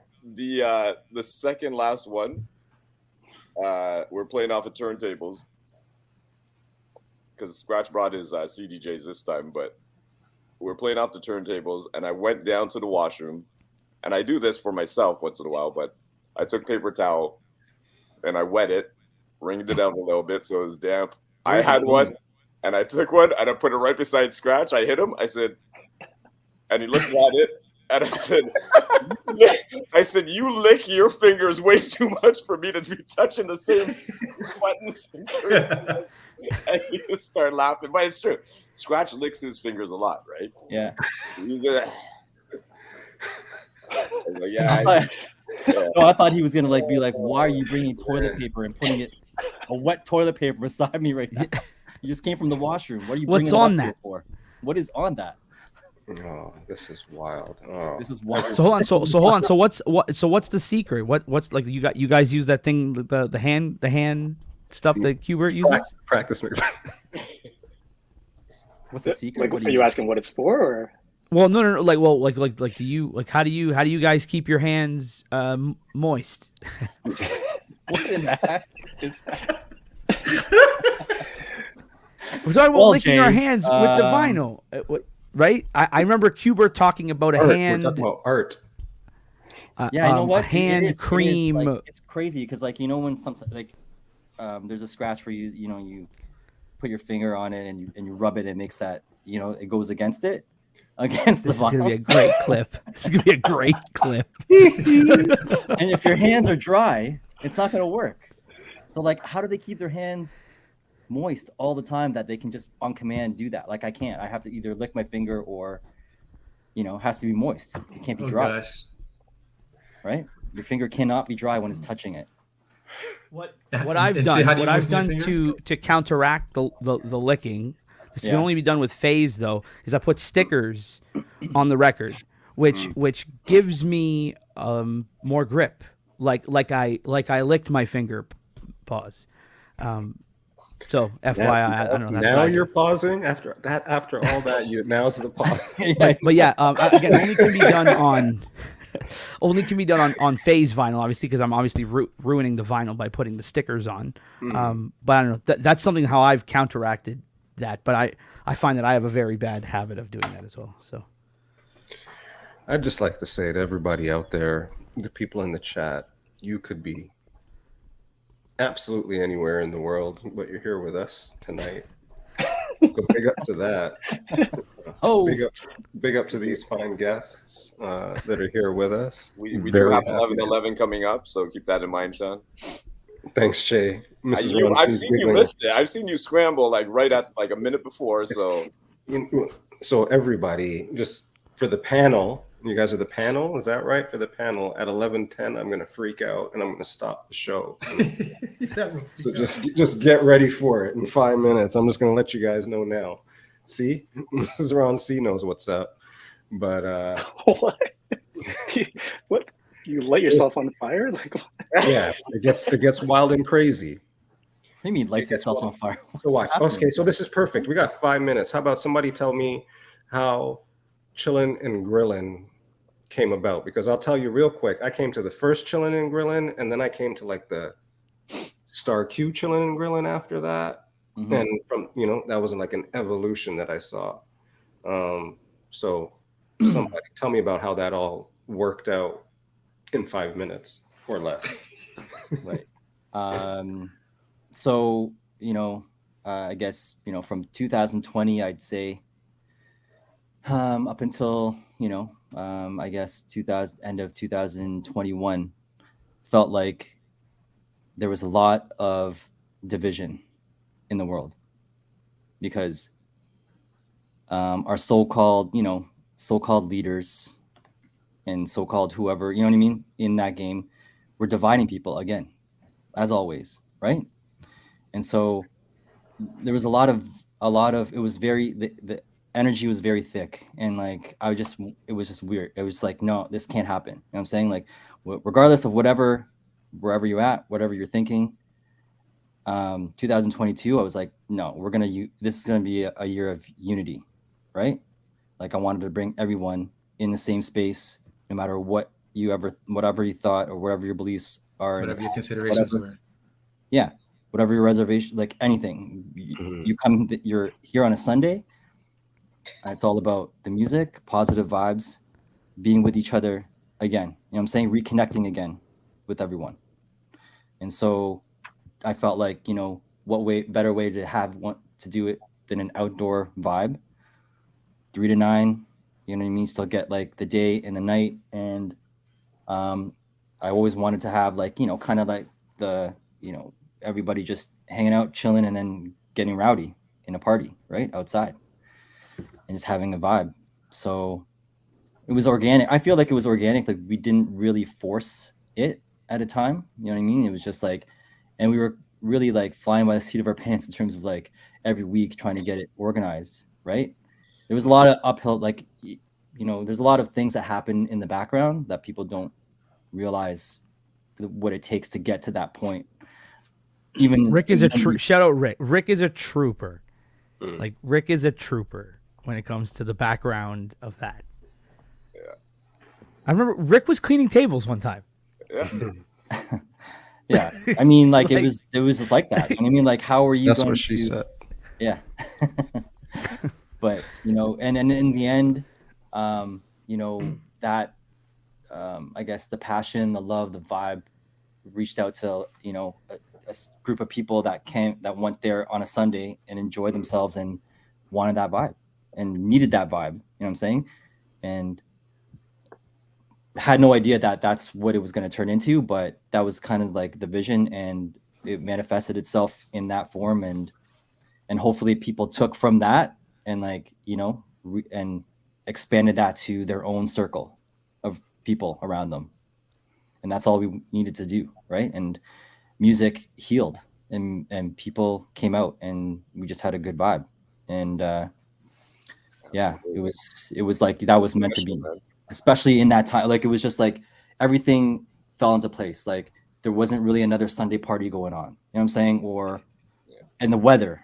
Like let's talk about the weather. Like yeah, it was gonna rain every weekend. It was gonna rain, and Che would message me. He's like, "It's gonna rain, man." Rick like, is the Che, rain it's not god. gonna rain. If Rick said it's not gonna rain, it's not gonna rain. It was rain. Wait, Rick was fighting rain. He was almost like he was batting 100 at one point. Yeah, and that rained what? Rained twice. You know what it sounds like? In the middle, and then the last one it rained. Yeah. But it was meant to be that way because the way it turned out. For the whole summer, you can't even argue, and we still had the party, right? So yeah. Okay, cut. You know what it sounds like, Fitz? It sounds like good juju. So everybody that's new here, at 11:11, we take a minute in our day and we just we manifest good shit. We put good juju into the chat. What we found in here, everybody, is that this community of folk has kind of come together just on good juju, love of music, all that wonderful stuff. So that's good. And that's why we're here today, some connections and shit like that. So we're going to take this 1 minute. We usually finish right at 11:11, but I got a couple of questions for these guys real quick, and maybe we'll get them out of here. But in 15 seconds, if you subscribe to Pizza in the Breakroom, you got an 11:11 emote. If not, just put ones in the chat because that's all right too. But as of right now, all good juju in the chat, good juju, and best wishes to these guys on their jam coming up. Rock Wit Cha remix party this Saturday. Few tickets left. Follow the links. It's 2023. You'll figure out how to get there. Tickets. But big up to everybody that's here. Yeah, man. Fitz, finish off my 11:11. Well, this is all about good juju, good energy, good vibes, and whatever it is that you desire, whatever it is that you wish, whatever it is you want to accomplish, put that energy out into the chat right now. Let these 11:11s carry that into manifestation for you. 11:11 in the chat. It's pretty fancy. It's pretty fancy. Everybody, 11:11s for Che too, and his soul. Throw some holy water on Che for all the to make sure that he can. At 5 a.m., just make sure Che's getting the holy water at 5 a.m. when he's licking and flicking whatever he's doing. Licking. What? That's the next party. Okay, that's the next party. Licking and flicking. Licking and flicking. I want to be part of that one. No, you don't. You don't. It's just a It's just Che. No. Man, so I can't even tell Angela that. She'd be like, "What the fuck are you doing?" She'd kick you out. She's not talking about that kind of stuff. Chicken? What? Chicken and licking? Okay, guys, I want to ask you guys something. All right, you're doing a remix party, right? The whole thing is going to be remixes. Now, I want to ask you guys about technology, the advancements of technology. So now they have Chat GPT, they have Midjourney, they have all these art of AI prompts that people are using to, advance whatever it is that they're working with. Right now, I see that you guys have in the DJ community a program now called Stems. Well, it's built into Serato. Yeah. So it's built into Serato. So tell me what you guys think about that, and how's that working for you, or do you guys avoid it? I'll go. I love it. Okay, we'll start with Jay. I love it. Anyone that's been watching Grocery Store Hits, I've been remixing on that show. But Stems has allowed me to now, any songs that I want to remix, I can now remove the acapella or different parts, and now it's all a go. Any song can be an acapella, which again opens up serious creativeness. So I love it. I use it anytime I can. And DJs will understand this. I played on the S9 on Friday, and I hated it because to use stems on an S9, there's a lot of button pushing because you don't have separate pads. Like when you go to stems, everything's stems. So I felt, I don't know, some DJs, you'll understand what I mean. I felt very bougie that I'm like, I almost want to play on an S11 or S7 every time I DJ, because the S9 is getting ridiculous now. S9 is that a mixer? Is that a? Sorry, that's a mixer. Yes, that is a DJ mixer, but which was and kind of still is an industry standard. But because of this new stems, the newer style mixers have made it a lot easier for us to do this stuff. So. Okay. So did the newer style mixers, did they come out before stems came out? Like knowing that stems would be coming out soon or something? Or no, it's the layout of. So like if you look on a mixer, there's 8 pads on one side, 8 pads on the other. On the S9, you have 4 buttons that can change what those pads do. Oh. So, but the thing is, like, for example, when you see a lot of different colors, that's typically like the DJ's cue points. That's all of the markers throughout the song, and they're typically, multicolored. With those, like when you enter that, it's on both sides. But on the new mixers, you can change what you're doing.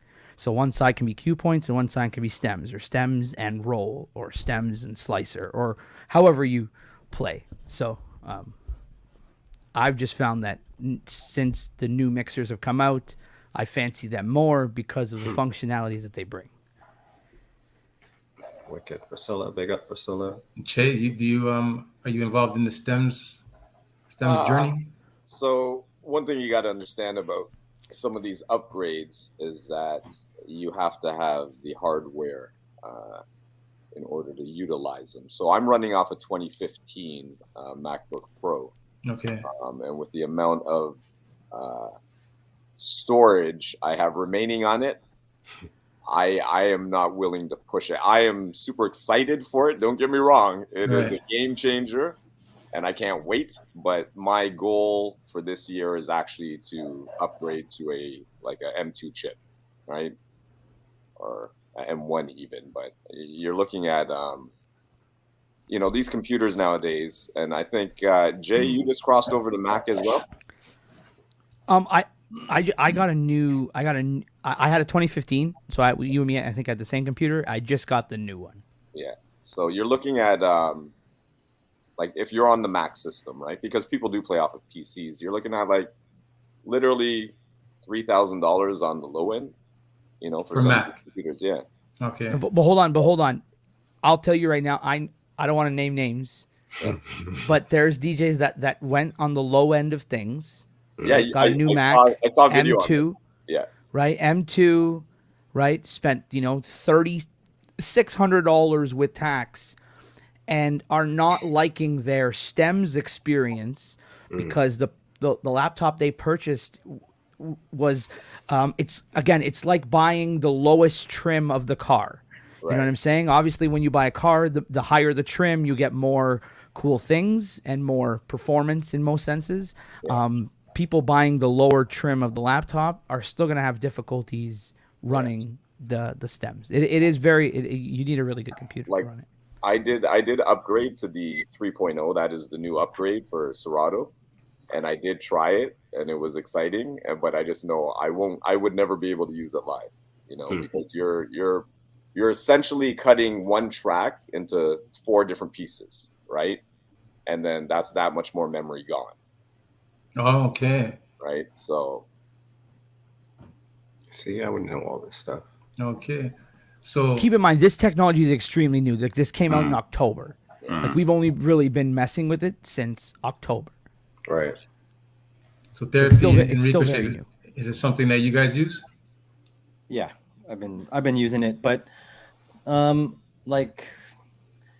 it's, you have to kind of know the track as well, because if you're taking out let's say the drums and the bass and the melody, it's sometimes it just doesn't sound good, you know what I mean? And all of a sudden when you do, sometimes there's a blank space all of a sudden because there's nothing there, and then you're like, oh damn, right? Because if you take out all the music and just acapella is not in a certain spot, then it just sounds off, right? Right. So you have to kind of still know which ones you're going to be doing in advance, I'd say, or just testing them out and see which ones sound good at the end of the day, right? Because it's cool to use, but you still want to have a certain quality of sound when you're playing it, right?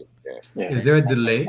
Is there a delay? So, for instance, if you take out certain stems and then you start scratching, is there a delay when the computer's processing, taking out the stems and then still having you can work with the acapella or work with the drums? No, like what Jay was saying, if you have like a higher end of the computer, then you shouldn't really have a problem. I haven't had a problem where it's delayed on my end, but I'm saying if Jay's saying like people have got the lower end of it, that's probably where the you'd have to would be some delay. And hold on, not even delay. Like let's talk like lag. Like your Serato is now not keeping up to the latency, which is the time between your the laptop laptop playing the song and it's coming out of the speakers for you to hear it. That it actually starts skipping. And again, keep in mind you just spent $3,600 on a brand new computer. Yikes. Well, good for them, I guess. Good for them. That's the craft, right? So yeah. It's interesting. But it is cool when you get it and you have the ones that work. It's pretty cool, especially like when you drop the drums out and it just the acapella and the melody just there's something about that because there's something about that energy where there's no drums and it comes back in. There's but it has to sound good at the end of the day. You've done a couple clips on IG stories, haven't you, with it? Yeah, and I do it a lot. Like I do a lot, like in parties too, like just taking out the drums and doing some acapellas. But there are some ones where I didn't actually ahead of time and I press it and it's just like, oh damn, shouldn't you know what I mean? It's just like, right. No, that sounds like so. Yeah, so for people that don't know, this is not perfect technology. Like it's not like Rick hits the acapella button and it's a perfect acapella. It is not. In some senses, you might think that because it's so good. In some of them, you're like, I don't even know how this is working. But in some of them, no, it sounds muffled. It sounds filtered. In some, and like Rick said, sometimes you don't hear anything. Actually, I think Agile just streamed today. He got his hands on the new Rain 4. Yeah, so he took that for a test drive, which is pretty cool. So he did his whole stream with it. I didn't see it, but what is the thing about the Rain 4 that's big right now? It has stem isolation channels. So for in a sense, me and Rick right now, we are just hitting buttons. And and it's as simple as I hit the acapella button, or I hit just the instrumental button, or I hit like Rick said, just the melody button where there's no drums. But with the new controller, you have the ability to volumize what you're doing. So if you want more acapella but less instrumental, you have the ability to now change the volume. It's true manipulation, right? Yeah. So I didn't know that. It did that. That's cool. Yeah. That's mad. So it has like, in a sense, when you're DJing, it has like two. I'm pretty sure it has two extra faders that, if I'm not mistaken, you send it to, and now you have control of that. So does this technology, is it starting to bring it back to the actual DJ? Because I would think, like we were talking about earlier, you're on your records, that's going to take talent, you got to scratch. Then there's all this technology that makes everybody able to just get the music and match the BPMs. But it sounds like it's getting so technical now that maybe it starts to separate people again, or no? Does that make any sense to you guys? Like now it's so technical that for you guys who actually know music, it's going to take away the regular old kid who just thinks he can DJ. Does it force that separation more or allow that separation more? In my opinion, the creative people stand out with it. Like, I don't think it takes away. And here's another thing. Like, if you're a DJ and you like Che, like there's no disrespect to Che. If Che can't use stems, Che doesn't need to use stems. Like before stems, like we were still doing the same thing, right? So it's just an added bonus. But in no way do you need that at all to rock a party or kill, like, we were doing that way before without right. Exactly. Yeah. It's kind of like, to the average ear, some people they might not know the difference between a MP3 that's 320 quality as opposed to 128, right?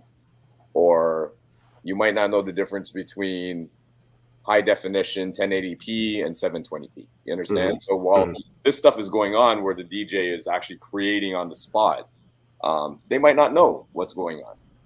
But to people that know music, they're like, hey, that sounds a little different. How did that happen? Like that, it was that part of the song that they might be questioning, right? So but it's just another technological advance now to the game, right? Which is a tool. It's super exciting. It's super exciting, right? So interesting. Cool. Fitz, you got anything else on the notepad, yo? Well, okay, we're gonna let you guys go. I know it's getting late. I know a couple of you guys want to go do your thing. a couple or just, when I say couple, I mean the guy in the middle at the top. Wait, this guy. Let me just ask this then, and we close out this. Just ask you guys, each one of you guys, your favorite song to mash up a party. So we'll start with Thera-P. And hold on. You know what? When I say Thera-P and I say Ricochet, I just think of like two guys that are in a group called Pretty Ricky. Like, you guys sound like you belong in Pretty Ricky. Thera-P and Ricochet. Well, anyways, so we'll start with Thera-P. Damn. And why? At your favorite party, what song are you playing at like lick off time to blow it up? Whatever your favorite party is. If you're playing your music and it's time to just lick off a shot, what are you playing? I don't know. I mean, I always try to bring it back always to R&B, something R&B-ish.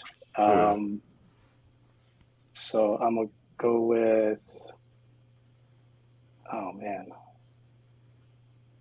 It's tough I see how it's tough for like a DJ who's so specific in what they do to get it down to just one thing.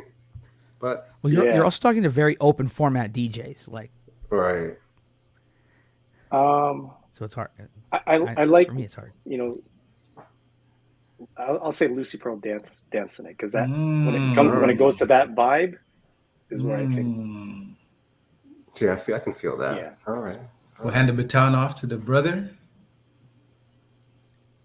Ricochet. I'm just gonna start and just Soundboy Burial. Just bam. Boom, boom. Okay. Okay, the third man around the corner. I've always loved the way that reggae DJs can just chat over a mic and just drop essentially a lot of different songs to just blow up the party. But Biddy McLean is one of my favorites. And there's a few that he has, but Real Thing is one of my favorites of all time. So, people just know the lyrics right from the get-go. And the baton off to the anchor. Can I just say like just dubs and like just some of my dubs in general? For me, yes. I like to make a statement, but again, this also depends on the crowd as well. But the statement is something I like to make. Yeah. So typically, I have a lot of different dubs, so I like to make a statement with one of them based on where I'm DJing. Okay. More recently, though, I have liked playing Tom Jones. It's Not Unusual, like that. Like I've been playing that a lot of places. And like no matter where it is, it just works because like everyone loves the Carlton dance. Come on, put Carlton in the chat. So more recently, I would say randomly Tom Jones. It's Not Unusual because it's been for me. It's been working a lot. So come on, somebody's got to have Carlton. Put Carlton in the chat. Somebody. SOSC, big up SOSC with Carlton in the chat. Oh nice. Man. All right. Well, yeah, we know it's like we said, getting a little bit late, but we thank you guys for putting this together. Che, can you pitch your party one last time? Tell us all about it. Well, this Saturday, if you're lucky enough to get your hands on a ticket, the two bad brothers, as you know, Sweet Touch Foundation, DJ Thera-P, DJ Ricochet, DJ J Online, and myself will be inside Libertine with something new called Rock Wit Cha, which is the remix party. We'll be playing future beats. We'll be playing amapiano, afro, a lot of different live blends, flips, edits as well. It's a different thing this Saturday. It is sold out, but there will be a handful of tickets at the door. Let's not advertise that too much because there's a limited That's all right. There's only like 4 people here anyways. It's all good. It's all gravy. Man, so big up to that. Sounds like a good time. Are we gonna raid somewhere? Anybody see anybody to raid? I didn't even look. Let me just get out of here and romper room. Fitz, romper room, man. All right. Big up to everybody in the chat. Bippity boo. I look through the mirror and I see you. What? I see Nats Camille. Thank you for joining Pizza in the Break Room. I see DJ Myth. Thank you for joining Pizza in the Break Room. Yes, thank you, chat. Thank you, chat. Thanks, guys. Thanks for having us. Honestly, thank you, guys. Great chat, man. Spinner, DJ Stoyboy. What up, Black's reaction? Big up, y'all. Yes, y'all. Thank you for joining Pizza in the Break Room, episode 86, original. Thank you, Demos D1, Foxy G. Dane Clark in the house with an E. Foxy. Yes, Denise Jojo, Mr. Ron C. Tadao. Foxy G, DJ J's wifey. Thank you for joining Pizza in the Break Room. Happy anniversary again. Take him out with a Wit Cha. Yes, y'all. 6 Boss, what up with you? Everybody, thank you for joining Pizza in the Break Room. What up with you? We'll see you. Big up to all the pecks out there. One time. Or 2. All right. Hang on. We're out. We are out.